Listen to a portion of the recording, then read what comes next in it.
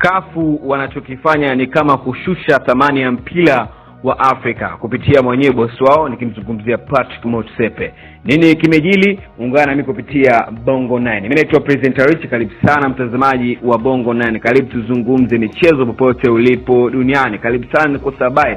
Karibu niweze kukuka chini niweze kuzungumza naye mambo mawili matatu ambayo yametundi sana katika mitandao ya kijamii. Cha muhimu na cha kuendelea kukusii zaidi kila siku, make sure umesubscribe kwa wingi, umeshare, umelike na kucomment. Tutazidi sana kuwa mjanja kila siku popote ulipo duniani. Nikasema kwamba niweze kuzungumza na wewe kile ambacho kimetrend, nikasema tusiweze kukipotezea, tuweze kukuambia kile ambacho kimetrend katika mitandao ya kijamii. Sasa kubwa zaidi ambayo limetrend sasa hivi ni bana kuhusiana na story ambayo imetokea kwa siku ya jana ambayo imetrend sana katika mitandao ya kijamii. Tuzungumze katika swala zima la kombe la Afrika, maana ni kombe la CAF, nikizungumzia mambo haya mechi za Afrika, kwa maana kwamba nchi kama Tanzania, sijui Morocco, sijui Misri. Bana tuweza kuzungumza swala hili ambalo limetrend sana katika mitandao ya kijamii. Tunafahamu kabisa ya kwamba of course mwaka jana kama sijakosea, nafikiri mwaka huu kulikuwa kuna mechi mbili ambazo ni finali CAF.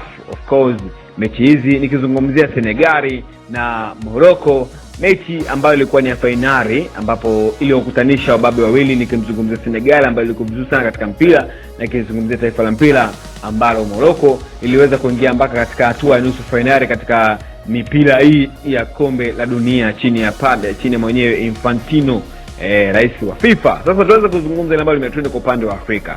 Finali nadhani uliweza kushuhudia mtazamaji wa Bongo 9, finali kati ya Senegal na Morocco, watu wa kule kutokea mitaa ya Waarabu. Sasa mechi ilikuwa poa kabisa, lakini pia mkanganyiko ulikuwa mkubwa. Tuliweza kushuhudia Senegal akiwa amechukua kombe la CAF. Of course tunafahamu kabisa ni michuano ambayo inatokea kila mwaka, muona bana. Sasa Senegal akaanza kuchukua kombe la hilo la CAF by the way.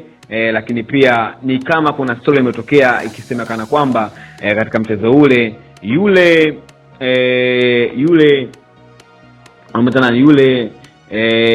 refa aliweza kutoa penalty fake, ni kama amepewa nini, amepewa kibunda.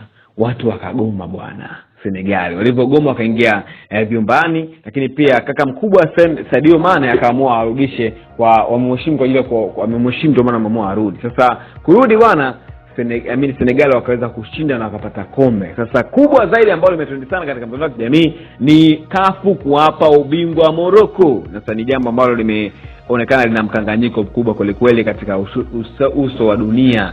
Tunafahamu kabisa ya kwamba sasa hivi Morocco bwana ni taifa la mpira, lakini pia limeishiwa. Sasa Morocco ameweza kupata. Sasa hii imekaaje? CAF amewapa Morocco ubingwa kwa kuogopa ulana, pengine na kuona kocha kuweza kujiuzuru. Umeona bana, ni kama shirikisho la mpira CAF linazidi kujishushia thamani yake, na kumbuka tunafahamu kabisa ya kwamba kocha wa Morocco aliamua aondoke.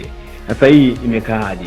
Nini maoni yako kupitia katika upande wa Bongo 9? Angalia hapo chini kwenye comment, andika comment yako yoyote, nami nitaweza kuipitia na kuweza kushare mambo mawili matatu kwenye upande wa comment. Mimi naitwa Presenter Rich na hii ni Bongo 9. Make sure unakaa na sisi popote ulipo duniani kwa kubonyeza neno subscribe, utakuwa mjanja kila siku.